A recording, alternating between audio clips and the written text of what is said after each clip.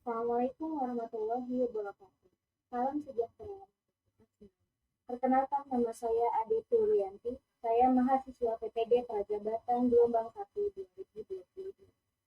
Baik, pada video kali ini saya akan menjelaskan mengenai perjalanan pendidikan nasional melalui Landmapping dari sebelah kanan saya yang sudah saya buat sebelumnya. Perjalanan dimulai pada pemerintahan Belanda. Pada awalnya, pada pemerintahan Belanda ini, pendidikan di Indonesia hanya untuk kepentingan materi pemerintah Belanda saja, dan pelaksanaan pendidikan dan pengajaran diserahkan kepada para pendeta Kristen, yang kemudian ada instruksi yang menegaskan bahwa kepada pihak rakyat hendaknya diberi pengajaran membaca, menulis, dan berhitung. Akan tetapi hanya seperlunya saja dan melulu untuk mendidik orang-orang pembantu dalam beberapa usaha. Jadi semata-mata pendidikan pada saat itu guna memperbesar keuntungan perusahaan-perusahaan Belanda itu sendiri. Zaman Napoleon Bonaparte pun jatuh kekuasaannya dan pemerintah Nederland dibentuk kembali pada tahun 1816. Indonesia sendiri oleh pemerintah Hindia Belanda diadakan peraturan-peraturan pemerintahan pokok atau pada saat ini kita bisa sebutnya sebagai Undang-Undang Dasar yang kita bisa singkat sebagai RR 1818.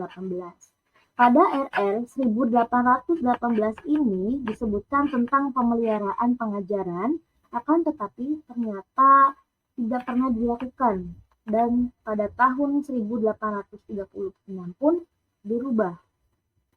Kemudian RR 1854 pun dibuat, dan pada pasal 128 yang berisikan tentang Gubernur Jenderal diperbolehkan untuk mendirikan sekolah.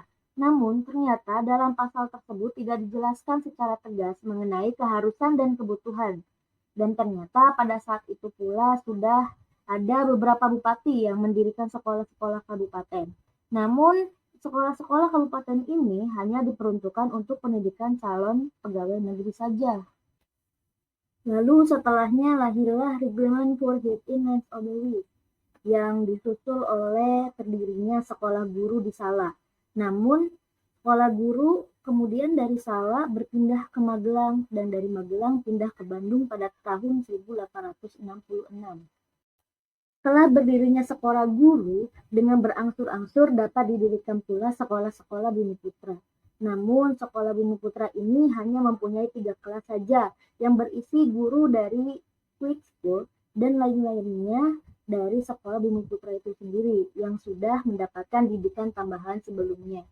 Ketika pemerintah memberi kelonggaran kepada anak-anak Indonesia, namun disayangkan karena yang bisa mengenyam pendidikan di sekolahan hanya diperuntukkan untuk calon-calon peserta didik dokter Jawa saja.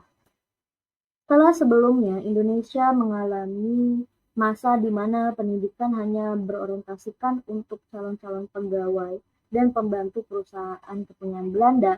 Akhirnya, pada tahun 1920, timbullah cita-cita baru yang menghendaki perubahan radikal dalam lapangan pendidikan dan pengajaran.